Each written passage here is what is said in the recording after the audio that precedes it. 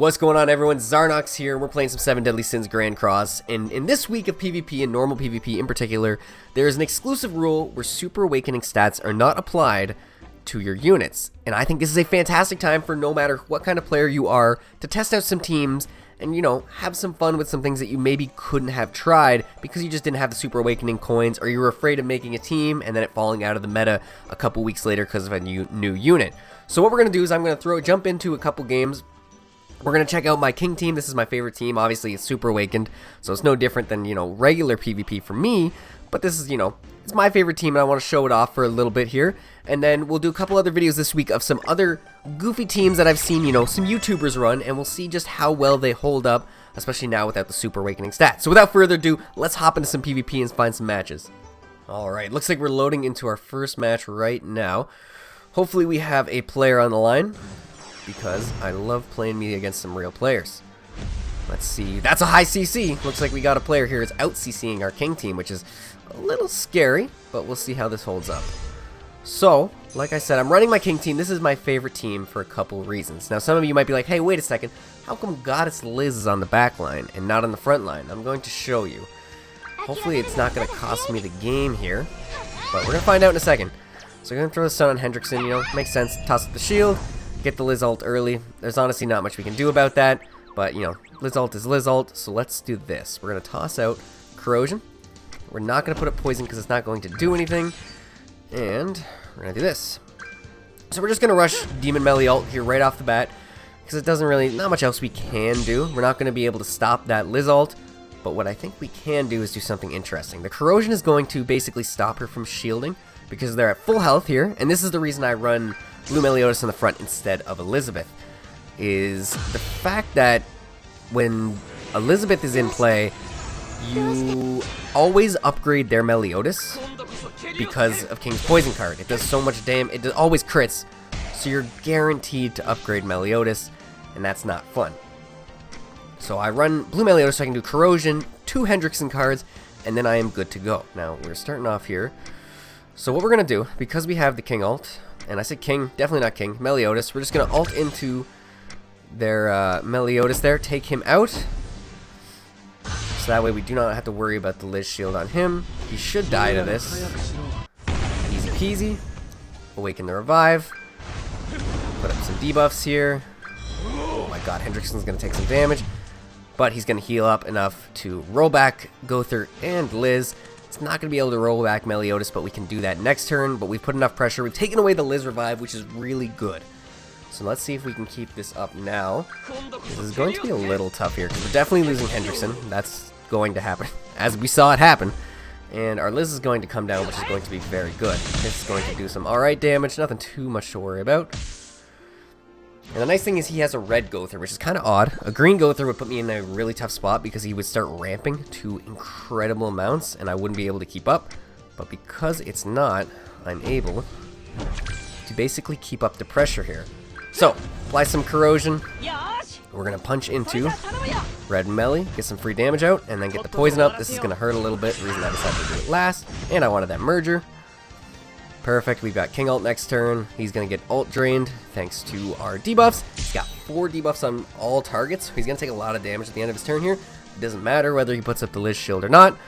Doesn't have Revive, so he's going to have to probably stun into my King, which basically gives Meliodas, I can honestly hit with a level 3, 2 level 2s. I got a lot of options of what I want to do. And this is why I like this team, like I said. It's a lot of fun that you have Meliodas basically as a backup damage unit. He obviously isn't getting a lot of Pierce boost because you're not running Lilia or anything, but it gives you just some extra options that you normally wouldn't have. Boom, shield's gone thanks to our debuffs. And like I said, now, this is a tough one. Do we want to double smack in? You know what we're going to do? We're going to merge the level 3 so we get ultimate. And we need to make sure Gother dies here. I think he does, so we'll just toss that. It's not like we can attack with King anyways. Big hit. Boom. Whole team dies. And we're good to go. That was the first match. Opponent surrendered. So like I said, this team's a lot of fun. And I think people sleep on using Meliodas in the front. So I really want to show that off to you guys. But yeah, first match is down. Let's hop into our next match.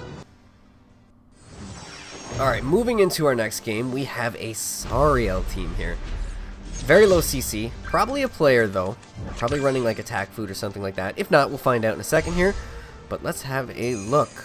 I don't feel like Sariel's actually that good in Ungeared. I've tried him a couple times, and I just feel like it's not as easy as Geared, where you just like one-shot their whole team. But that being said, I don't necessarily think it's bad to try something. You know, give it a go. If it works for you, it works. Now we're gonna put up our debuffs here. Unfortunately, he is gonna have Droll to kind of be a bit of a nuisance with this team, and we might get just one banged by his Sariel off the start here if he full sends. Depends on, he didn't get any mergers, so that's always good, and we will see basically what happens here. I haven't really ran into this team yet with my team, so this is actually a little bit of a learning experience for me. If you can call getting like just destroyed by Sariel cards a learning experience, but let's see here. Okay, half health in the team, given resistance.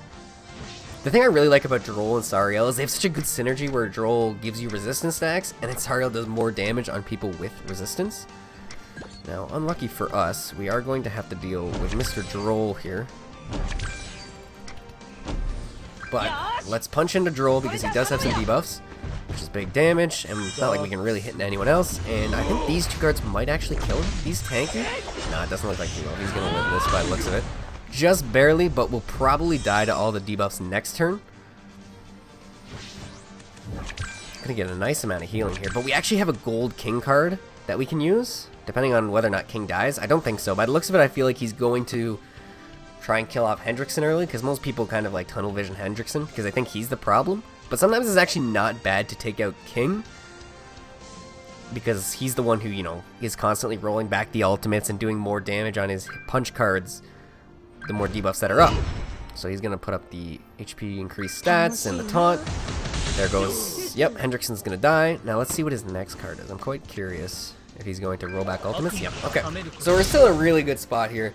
We have tempo. I don't think, oh, Droll actually does die to the debuffs, so we're chilling right now. Let's see who his unit that drops down is. Oh, that is so unlucky. His unit doesn't drop down. Oh, he's just dead. Sorry, my guy. You are out of here. So we'll apply the poison, so that way King gets a really big buff attack in here. It's level 3. I don't think any units really live that, especially at that amount of health. Boom, just attacking with Meliodas. We could have applied corruption, but I'm kind of hoping to get a level 3 corruption on whoever drops down. Death Pierce? Okay, yeah, Death Pierce makes sense. I was kind of unsure if he'd have Goddess Liz drop down, which would have actually been really beneficial for him because Sariel wouldn't have died that turn. But it kind of makes sense that it was Death Pierce because you want that, you know, increased crit damage from his passive. So it looks like he's going to upgrade himself and probably, yeah, do pumpkin bombs, but that's not really going to save you here because we're going to put up the shield. This is more of a BM play. You don't really have to put in the shield, merge, and then merge to level 3. And this match is basically over. Alright, well, there we go. Another player. One thing I really like about Champion 5 is there's a ton of players. I feel like I'm kind of out-CCing it, but once you get to like Champion 3 and 2, you get some people with some crazy high CCs, so I think this is actually fun where you get to see a lot of people trying out teams. And, you know, like I said, this is a great week for it.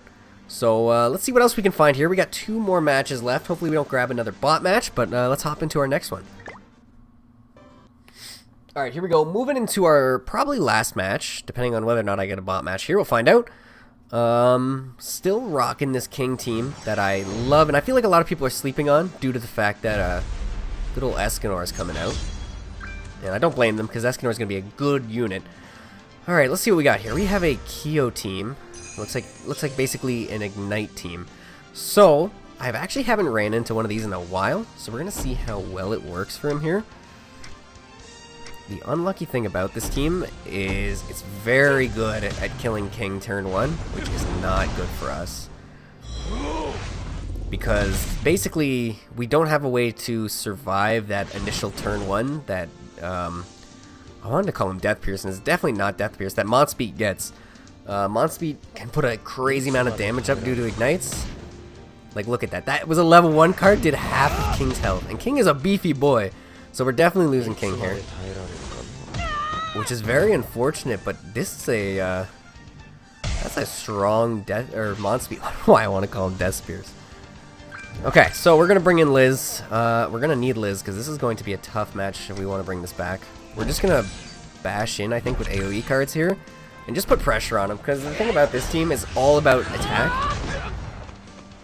Obviously, seeing as they have ignites and huge ignite damage, so we just want to basically put as much pressure on him with damage as we can. We got very lucky with our merges and attacks, so we're going to take out Kyo here. No more ignites for Monspeed, and I think it's basically over for him. Death Pierce, I knew there was a Death Pierce, baby. He was just hiding in the back.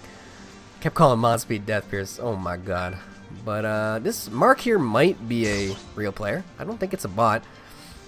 He didn't just go for a random target. He knew King was going to be a problem and took him out real fast. I think we just got RNG, saved ourselves there.